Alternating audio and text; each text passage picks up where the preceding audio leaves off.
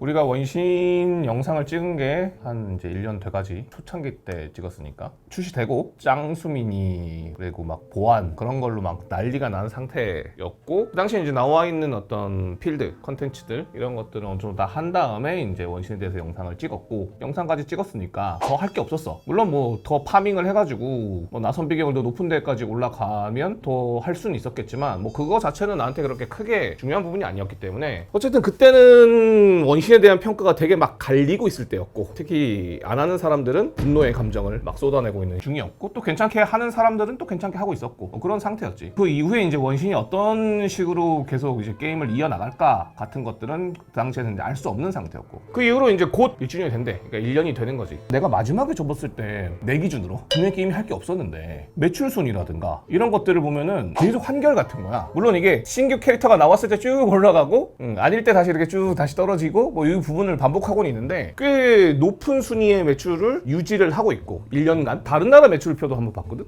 다른 나라도 똑같아. 그래서 호기심이 생겼어. 아, 이 사람들은 뭘 하면서 원신을 하고 있는 거지? 그리고 나선 비경 빼고는 도전 콘텐츠도 없고 스펙 올릴 어떤 뭐 경쟁 콘텐츠도 없고 강제로 스펙업을 시키는 게임도 아니었고 그렇다면은 왜 매출은 또 계속 나오고 있는 거지? 그래서 마침 이제 이나즈바도 나왔다고 하니까 이제 겸사겸사해서 복귀를 한 거지. 내가 마지막 기억이 클레가 딱 출시됐을 때였어. 남아있는 재화도 있다 보니 쓰고 접는 게 나으니까 클레한테 막 뽑기를 했는데 안 나왔어. 근데 쓴 게 아깝잖아. 그래서 천장 찍어서 클레까지 딱 뽑아놓고 어차피 접을 건데 왜? 또 언제 어떻게 될지 모르니까 지금 와서는 그때 그렇게 뽑아놓고 접은 게 아주 잘한 거야. 엄청 중요한 일이었어. 그때 그걸 안 했으면은 되게 큰일 났을 것 같아. 원신은 패키지 게임일까 모바일 게임일까? 패키지 게임처럼 할 수 있는 모바일 게임이라고 우리가 그때 정의를 했죠. 원신을 복귀하면서 든 생각은 이 게임 패키지 게임이구나. 왜냐면 딱 들어가자마자 내가 접었을 때 모습 그대로 캐릭터들이 그대로 있잖아. 그 당시에 육성 상태 그대로 딱 있단 말이야. 아무것도 바뀐 게 없어. 그냥 그대로 이어가면 돼. 뭐가 막히거나 달라지거나 아니면 스펙 때문에 진행이 안 되거나 하는 부분이 없어. 나와 있는 또 메인 스토리는 다 밀었거든. 거기까지 진행하는 데 있어서도 아무런 문제가 없어. 이거 마치 패키지 게임을 하다가 중간에 일이 생겨서 잠깐 멈춰놨다가 최근에 다시 생각나가지고 패키지 게임을 다시 집어넣는데 그거 그대로 이어나가는 그 느낌이랑 거의 똑같아. 확실히 지금 와서는 패키지 게임에 훨씬 가까운 감성을 가지고 있구나. 물론 이제 업데이트 방향이라든가 이런 것들 때문에 정통적인 패키지 게임의 성향을 가지고 있다 보기는 어렵지만 그래도 굳이 비교하자 그러면은 원신은 패키지 게임에 좀 더 가깝다. 왜냐면 모바일 게임 같은 경우는 내가 1년을 접었다가 들어갔어. 그러면은 모르는 거 천지야. 파밍 다 새로 해야 되고 내가 처음 보는 시스템도 존재하고 남들 엄청 세져 있고 몬스터도 엄청 세져 있어가지고 나만 버려지고 딴 사람들이 이렇게 다 앞으로 가 있는 상태잖아. 근데 원신은 딱 들어가면 어차피 다른 사람이랑 하는 게임이 아니었다 보니까 그냥 월드 그대로가 이렇게 딱 있고 내 캐릭터도 접었을 때 모습 그대로 그대로 그냥 다시 이어서 플레이하면 되는 새로 학습할 거라는 거는 없었어. 그 생각이 들었어. 이 게임은 되게 복귀가 쉽다. 게임을 접었다가 복귀했을 때 진짜 아무런 부담이 없구나. 그러니까 이거는 진짜 누가 봐도 이거는 패키지 게임 쪽에 훨씬 가깝다. 그때는 초창기였으니까 그 이후 업데이트를 통해서 사실 어떤 식으로 과금 유도를 할지 새로운 시스템이 추가돼가지고 어떤 식으로 이 게임이 바뀔지를 전혀 예상할 수 없었던 시기였다면 지금은 1년간의 업데이트를 통해서 이 게임이 어떤 식으로 앞으로 업데이트를 해나가는지 어떤 식으로 돈을 버는지 같은 것들이 이제 자리가 잡힌 상태일 거란 말이야. 지금 상태에서 보이는 원신은 이제 앞으로의 원신에 기대할 수 있는 모습 그대로라는 거지. 오늘 내가 원신을 이야기를 한 것 같고 이 게임 괜찮은데 한번 해볼까? 라고 하면은 들어와서 해도 돼. 이 게임은 이미 그 상태로 가는 걸로 딱 자리가 잡혀있는 상태니까. 가장 중요한 부분 중에 하나인 가장 시간이 많이 들어가는 캐릭터를 육성하는 방법. 이 게임이 최초 출시됐을 때의 모습에서 달라진 게 하나도 없어. 그러니까 새로운 시스템이 추가된 게 없어. 예를 들어서 리니지에서 숙련도 없었잖아. 없었는데 강하게 만드는 시스템이 추가된 거지. 그게 사실 게임사들이 돈 벌기 제일 좋은 방법이거든. 시간이 지나면은 유저들이 적당히 다 위쪽 성장을 올라간 상태고 그럼 더 이상 할 게 없으니까 성장 한계치를 높여서 새로운 할 거리를 만들어준다. 이런 개념으로 진행되기 때문에 당연히 모바일 게임이라면 새로운 성장의 방법이라는 게 추가됐을 가능성이 높아. 그런데 원신은 그때의 모습 그대로 달라진 게 없어. 그것만으로도 일종의 스펙 파리 형태로 돈을 벌 생각은 확실히 아니다. 1년간 그걸 유지하고 있잖아. 사실 스펙업을 할 이유도 없고 뭐가 스펙업 때문에 막히는 것도 아니고 월드 자체가 나의 레벨에 맞게 돼 있기 때문에 몬스터들의 강함이 계정 레벨에 맞게 세팅돼 있기 때문에 굳이 뭐 이렇게 뽑을 이유가 없는 게임. 그게 1년이 지난데도 그대로 유지되고 있다라는 거야. 그러니까 나도 그냥 무지성으로 아야카를 뽑았을 뿐 아야카를 뽑을 이유는 하나도 없었어. 왜 뽑으셨어요? 그러니까 좋다고 하길래. 아니 근데 진짜 궁금해. 어떻게 아무 이유도 없이 뽑을 수가 있어요? 그런 느낌이 있어. 약간 신고식 같은 느낌인 거지. 복귀했다는 족적을 남기기 위해서. 딱 이제 이정표 같은 거잖아. 내가 접을 때 클레를 뽑아놓고 접었잖아. 그래서 덕시 돌아오니까 맞아 내가 그때 클레 나왔을 때 접었지. 자, 아야카가 딱 있으니까 아 맞아 아야카 나왔을 때 다시 복귀했었지 인 거지. 어이가 없네요. 아야카와 뭐 요미야도 복귀했는데, 그러니까 아야카 다음에 이제 픽업으로 나온 애야. 야 요이미야네, 요이미. 이름도 몰라 이름. 아니 이름들이 어려워 다. 하여튼 뭐 뽑아놓은 상태다. 하지만 안 뽑아도 아무 지장 없다. 그 이후 그래서 이제 업데이트 노트를 하나씩 쭉 체킹해 보면서 아 그러면은 도대체 유저들은 뭐 하면서 게임을 계속 하고 있는 거지? 왜 돈을 쓰고 있는 거지? 아 저거 그 표정은 되게 좀 그런데 대부분의 유저가 나갔진 않을 거 아니야. 다른 이유가 분명히 있으니까 뽑는 걸 테고, 할 게 있으니까 게임을 계속하는 걸 테고. 아, 할 게 없는데 계속 하는 게 아니라 계속 하는 거는 할 게 있기 때문이다. 그치, 할 게 있었고 뽑을 이유가 있었고라는 거지. 2020년 9월 28일 1.0에서 지금 이제 버전이 2.0까지 업데이트가 됐어. 그래서 업데이트된 것 중에 좀 핵심 사항들 정리를 해서 업데이트 어떤 방향성이랑 특징은 뭘까? 미호요가 원신을 통해서 만들고자 하는 방향은 뭘까? 내가 원소도관이라는 첫 번째 이벤트까지 하고 접어서 이게 첫 번째 이벤트였고, 그 다음 주에 이제 클랩 픽업. 게임이 처음 런칭됐을 때는 이제 벤티 픽업, 다음 픽업이 이제 클랩 픽업. 그러니까 업데이트 방향을 보면은 대부분의 경우 기본적으로 이벤트 추가야. 소소한 어떤 이벤트들을 추가해서 그 이벤트를 통해서 이제 성장 재화를 보상으로 조금 주는, 이게 원소도가니가 제일 처음에 시작된 이벤트였고, 요거는 이제 조금 스케일이 작은 정도의 이벤트, 그 다음에 큰 패치마다 또 대형 이벤트는 또 따로 있어. 그래서 이렇게 이벤트가 기본적으로 이어지고, 또 다른 궤로는 신규 캐릭터 추가되지. 이제 4성 캐릭터도 5성 캐릭터들이 계속 추가되는, 그리고 아예 없던 새로운 지역이 나오는, 지금 드래곤스파인이라는 큰 설산 지역과 이나즈마라는 새로운 아예 지역 이 나오는 형태의 패치가 있었고, 그리고 아예 없던 시스템, 기존엔 존재하지 않았던 완전 새로운 시스템이 추가되는 케이스들도 존재했어. 대표적으로는 뭐 배 타고 다니는 거, 배보다 더 큰 시스템은 뭐 하우징. 구경 보여줄까? 속세의 주전자라는 항아리를 얻어서, 컨셉이 이 속세의 주전자 안에 우리 하우징이 구현되어 있는 거야. 우리가 작아져서 이렇게 슉 들어가는 거지. 왜냐하면 이게 스토리 진행 중에 평할머니라고 능력을 가지고 있는 할머니의 도움을 받는 일이 있고, 리얼의 모든 스토리를 클리어하고 나서 내가 맨날 노숙하니까 또 페이몬이 맨날 노숙한다고 막 징징거리거든. 그러니까 할머니가 선물로 요 주전자 하나를 만들어준 거야. 그런 컨셉으로 하우징이 추가된 거야. 하우징 시스템이. 이게 되게 진심의 하우징이야 생각보다. 진짜네? 이 건물들 이런 것들 다 배치할 수 있고, 우와. 단순히 명목상의 하우징이 아니라 진심에 해당되는 하우징이지. 지금 이게 메인 집이잖아. 고래등 같은 집인데다가 이게 단순 또 1층 집도 아니에요. 들어가면은 이걸 도대체 어떻게 다 채우지? 기가 질릴 정도로 이게 방도 여러 개고, 타일 까는 거, 장식하는 거 등등 너무나 광활한 공간이라 내가 고양이를 한 마리 풀어놨는데 어디인지 모르겠어. 고양이를 힘들게 얻어가지고 풀어놨는데 어디 있지?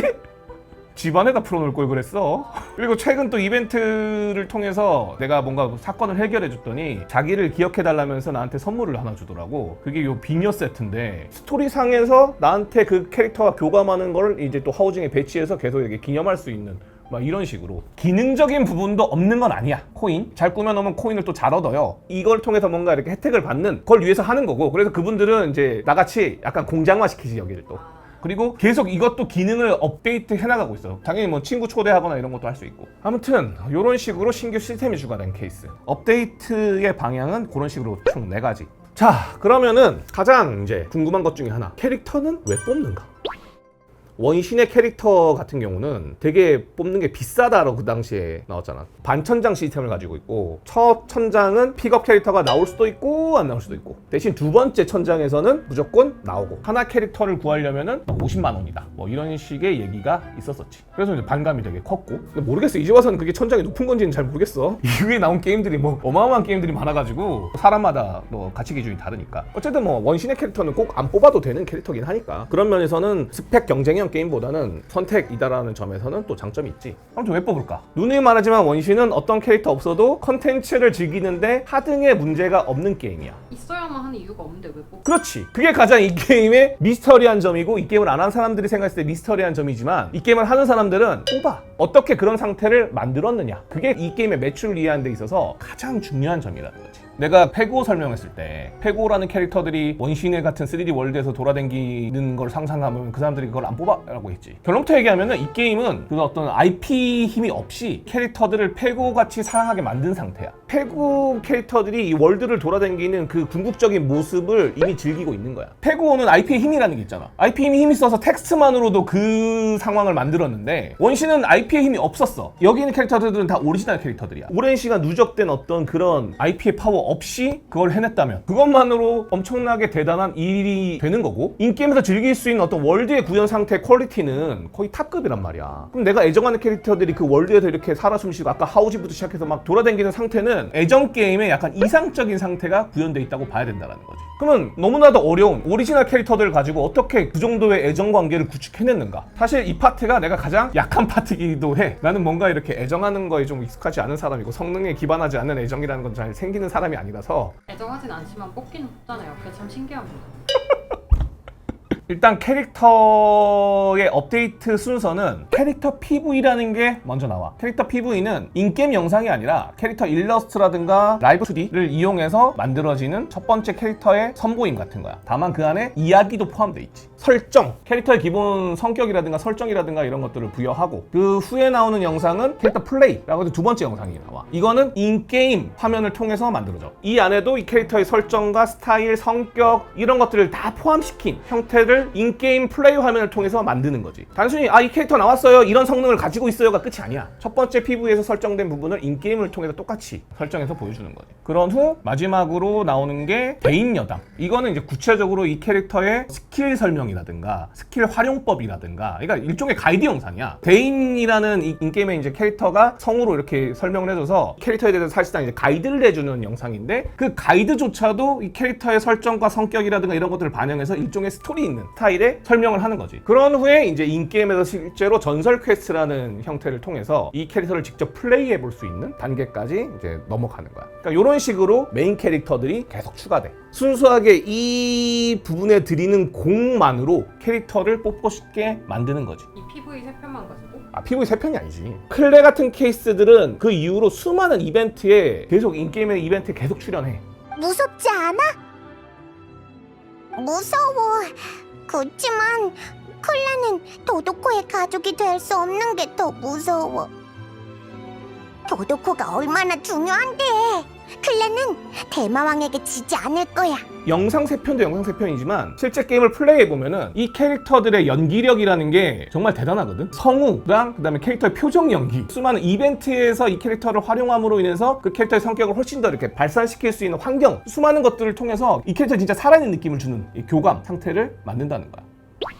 종려라는 캐릭터가 있어. 리월을 지키는 신이야. 첫 번째 우리가 몬드 지역에서 했던 신이 이제 벤티고, 이걸 메인 스토리를 하다 보면 종려를 만나. 이 종려라는 신은 되게 오래된 신이란 말이야. 들어가자마자 겪는 현상이 아망제군이라는 리월 지역을 지키는 신이 죽은 걸로 시작해. 나중에 알고 보니까 그 종려가 아망제군이었고 계약의 신이지만 본인 스스로가 계약에 묶여 있다 보니까 계약에서 벗어나고 싶어 하고 하는 그런 약간 캐릭터에 대한 애절한 스토리, 그리고 그 이유, 왜 그런 일을 했는지 이런 것들의 스토리를 통해서 이해도를 갖추게 된단 말이야. 종려라는 캐릭터에 대한 이해도를 갖춘 상태에서 종려가 이제 픽업으로 나오는 거지. 이거는 직접 게임을 해야지만 느낄 수 있는 정도의 연출이야. 우리가 말로 지금 이 원신의 캐릭터들의 완성도와 뭐 연기력 말로 백날 표현을 해도 이게 100% 와닿기는 어렵지. 해봐야지만 진짜 느낄 수가 있어. 내가 무지성으로 아야카를 뽑긴 했지만 아야카는 무지성으로 솔직히 뽑았어. 그냥 이나즈마 대표 캐릭터라고 해서 이제 아야카를 뽑았단 말이야. 근데 요이미야는 좀 달라. 요이미야는 그 폭죽집 딸내미거든. 폭죽을 터트리는 폭죽 장인집 딸내미야. 그래 본인도 폭죽 장인인데 말이 정말 많고 어마어마한 오지랖을 가지고 있는 캐릭터야. 말을 쉴 새 없이 해. 그리고 주변 어떤 사람들의 손해보는 거라든가 이런 것들을 못 참아서 다 도와줘. 그 과정에서 나도 같이 껴가지고 다 같이 막 도와주지. 요이미야의 어떤 그 성격적 진심을 메인 퀘를 플레이하면서 충분히 느끼게 돼. 그런 상태에서 요이미야랑 이제 마지막 장면, 마지막 폭죽을 딱 구경하는 장면을 통해서 나를 위해서 선물로 이제 폭죽도 딱 세팅해주고, 요이미야는 정말 이런 애구나. 그러니까 충분히 느껴진 상태야. 그런 다음에 요이미야 픽업이 딱 뜬 거지. 요이미야는 애가 괜찮네. 애가 성격이 참 좋아. 착해 애가. 원신을 이해하려면 이 개념을 이해해야 돼. 인성이 좋아도 뽑는다. 성능적 이해가 아니라 캐릭터의 설정적 이해가 충분히 공감이 되게 인게임 플레이를 통해서 만든다는 얘기야.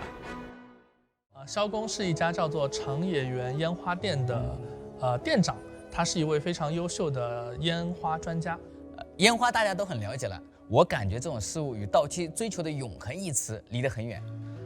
是啊，但对萧公而言，烟花的美丽固然短暂，但隐藏在烟花背后的人们的愿望，与之相关联的人们的寄托和情感，这些都是很弥足珍贵的事物。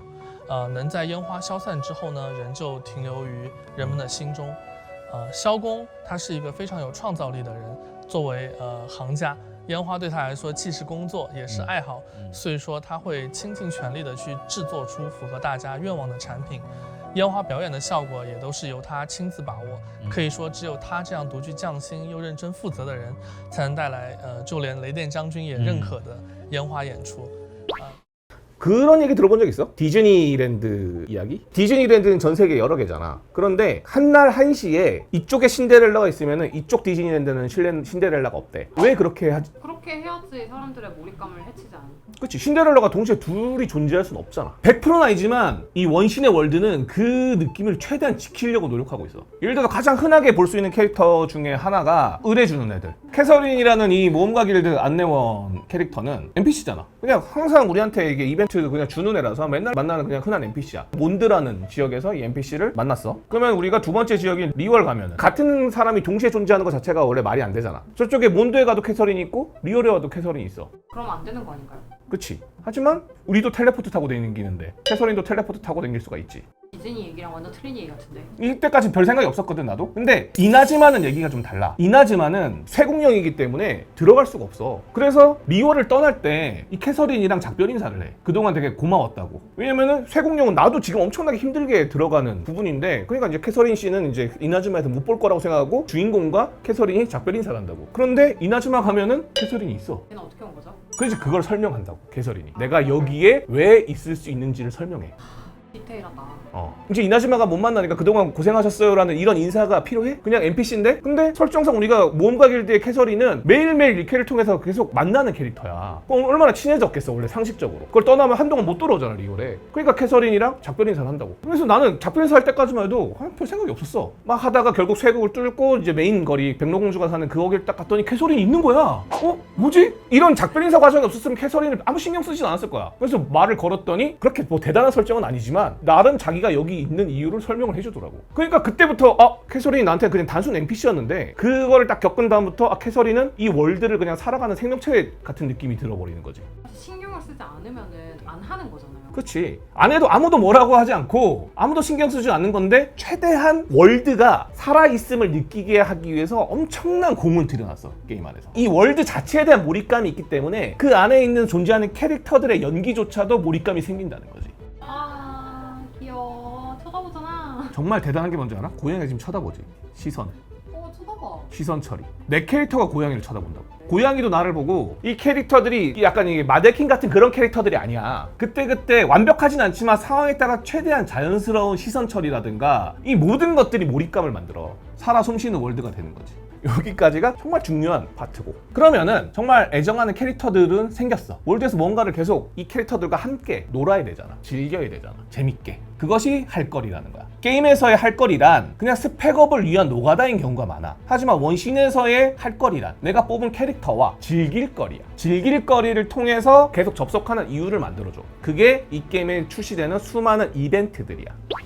기본적으로 할 거리라는 게 정규 할 거리가 있고, 그 다음에 정기적으로 업체가 제공하는 할 거리, 그리고 이 이벤트들은 미니 이벤트 있고, 그 다음에 대형 이벤트, 큰 이벤트들이 있고, 여기에도 되게 중요한 또 특징들이 있어. 처음에 우리가 원소 항아리 보고 끝났잖아. 이거는 그냥 이벤트 방식이 어떤 거였냐면 원소 도관이라는 게 있어가지고 들어가면은 사람들이 우르르 한 4명 모여가지고 그냥 몬스터들이 나오면 몬스터를 막 잡아. 그러면 이제 원소 같은 게 생겨가지고 그거를 항아리에다 막 집어넣으면은 게이지 꾹 차면은 끝! 보상 주고 끝! 뭐 이 정도. 어쨌든 한 주 동안 그걸 하면서 내 캐릭터를 성장하기 위한 성장 제어들을 추가적으로 얻을 수 있으니까 나쁘진 않지. 크게 스펙 요구치도 없고 그렇다고 뭐 그렇게 대단히 재밌는 것도 아니고. 그래서 요거까지만 봤을 때는 그냥 이거 뭐 굳이 꼭 해야 되나? 이런 느낌이었거든. 근데 이후에 이제 나온 이벤트들을 보면은 얘기가 조금씩 달라지는 수준의 이벤트들이 이제 생겨나. 자, 첫 번째, 원신 이벤트들은 스펙을 요구하는 케이스가 거의 없어. 대부분의 많은 게임들이 그 이벤트 난이도를 높게 만들어서 스펙업을 강제하는. 그러니까 어차피 공짜 보상이니까 좀 덜 받아도 상관없긴 하지만 남들 다 100 받는데 내가 50 받으면 짜증나잖아. 안 그래도 성장이 있는 게임에서 성장 자원을 덜 받으면 짜증나잖아. 기본적으로 천천히 올라가도 되지만 이벤트를 통해서 스펙업을 강제하는 케이스들이 일반적이거든. 근데 원신의 이벤트들은 스펙업을 요구하는 이벤트가 거의 없다고 봐야 돼. 몇몇 이벤트들이 스펙이 필요한 케이스가 있는데 그런 이벤트들조차도 기본 보상을 넣는 데는 스펙이 영향을 주지 않아. 하물며 조금이라도 불편할 것 같으면 멀티로 진행 가능해서 도움을 받아서 깰 수도 있어. 내가 스펙이 안 돼서 레벨이 안 돼서 보상을 못 얻는다? 존재하지 않는다고 보면 돼. 처음에는 이벤트가 아직 충분히 안 나온 상태니까 어떻게 될지 모른다였다면 현재는 원신 1년 지났잖아. 수많은 이벤트들이 나왔단 말이야. 그러니까 이제는 충분히 쌓였지 데이터가. 그러면 원신은 왜 이벤트를 그렇게 만들었는가? 어떤 특정 스펙이 꼭 필요하면 그 캐릭터가 꼭 필요해야 되고 내가 그 캐릭터가 좋아서가 아니라 성능 때문에 뽑는 거라고 하면은 원신이 추구하는 방향이랑 어긋나게 되는 거야. 사람이 성능에 집착하게 만드는 상태가 되면은 그 성능이 너프되거나 상태가 바뀌었거나 했을 때 짜게 식어버리는. 그래서 원신의 이벤트들은 성능을 요구하는 것들이 없다. 스펙과 크게 상관없는 도전 형태 이벤트가 대부분이야. 비행 도전은 붕 나올라서 이게 원형 고리를 통과하면은 슝슝슝슝 이렇게 날아가는 제한 시간 안에 빠르게 멀리 뭐 이런 식의 이벤트야. 심부름 어딜 갖다 주래 이벤트인데 시간 안에 갖다 주래인데 뭐 대시를 쓰면 안 돼. 아니면은 뭐 물 밟으면 안 돼. 이런 식의 조건을 줘서 심부름하는. 이런 것도 스펙과는 아무 상관이 없지. 보물찾기. 얘가 일종의 레이더 같은 거야. 보물찾기 지역에 가면 얘가 반짝반짝반짝 반응해가지고 그 보물을 딱 알려줘. 그럼 거기서 그냥 찾는 거야. 그리고 뭐 사진 찍어와라. 요번은 붉은 계열 사진을 찍어줘. 그러면은 이 월드에 붉은 게 어디 있었지? 사과,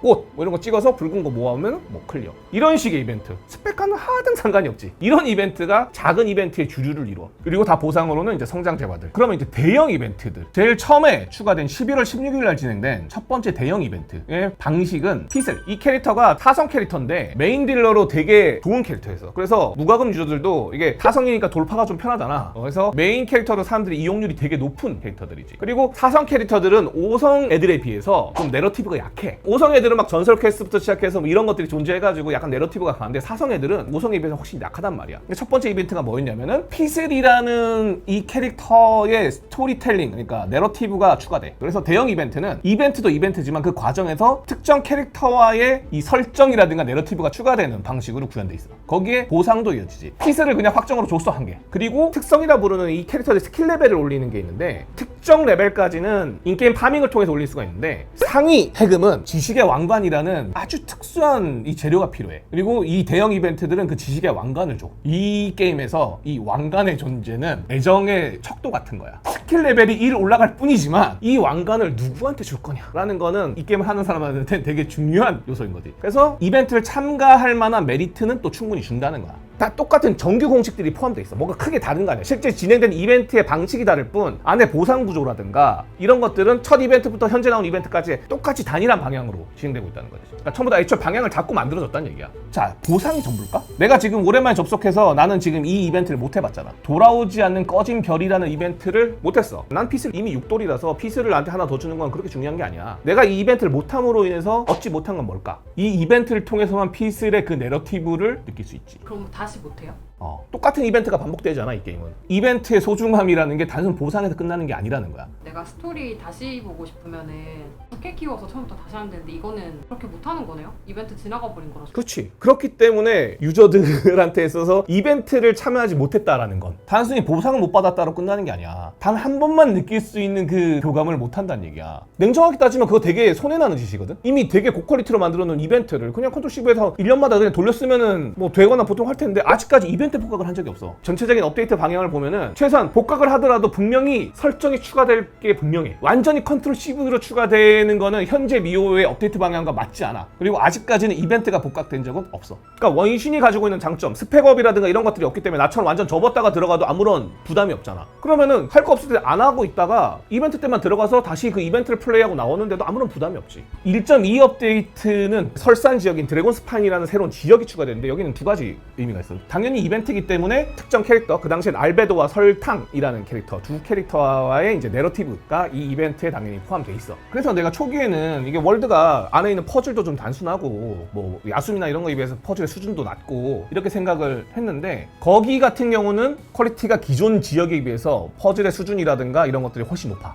거기다가 이 대형 이벤트에는 게임 안에 게임 같은 완전 새로운 스타일의 게임도 존재해. 그 중에서 뭐 완전 디펜스 게임 되게 호응도가 높았거든. 근데 복각을 안 하잖아. 원신 하는 사람 입장에서 원신에서 제공되는 이벤트의 퀄리티 같은 거를 보면은 다른 게임에서 겪어보지 못할 정도 수준의 퀄리티들이야. 나중에 뭐 영상으로 찾아보면은 진짜 하나하나가 다 완전 색다른 케이스들이 많거든, 대형 이벤트의 경우에는. 그러니까 그런 것들을 그 주기로 찍어낸다? 와, 그것만 해도 어마어마하게 공을 들이고 투자를 하는구나가 진짜 느껴질 정도로 캐릭터 뽑기가 비싼 감은 있는데 서비스가 그만큼 따라온다라는 느낌이 된다라는 거지. 그런 식으로 할 거리는 계속 꾸준히 잘 제공해주고 있었어. 내 걱정이 되게 바보 같은 걱정이었던 거지. 유저들은 할 것도 없는 이 게임에서 뭘 하고 있을까? 알고 보니까 할 게 엄청 많음. 돈을 쉽게 벌 수 있는 방법은 스펙을 파는 부분이라고 누구나 알고 있지만 그걸 하지 않으면서 돈을 충분히 벌면서 초기에 세팅해놓은 본인들의 게임에 대한 방향성을 잃지 않고 계속 가는 이것 자체가 너무나 놀라운 일이라는 거지. 물론 처음에 스타트로 막 짱수민이 이것 때문에 그리고 그걸 잘했다는 얘기는 절대 아니야. 그러니까 이제 와서는 원신에 있어서의 월드에 대한 퍼즐 공략은 정말 작은 부분이야. 오래 한 사람일수록 두 게임은 완전 다른 게임이라고 인식을 할 수밖에 없는 거지. 그쯤 되니까 대체가 안 돼. 물론 대체할 이유도 없지만 원신 같은 업데이트 형태와 캐릭터 추가 형태와 이 스타일을 가지고 있는 게임이 없어. 그리고 1년간 보여준 신뢰까지 포함되면은 그런 게임이 쉽게 나오는 것도 사실상 어렵겠지.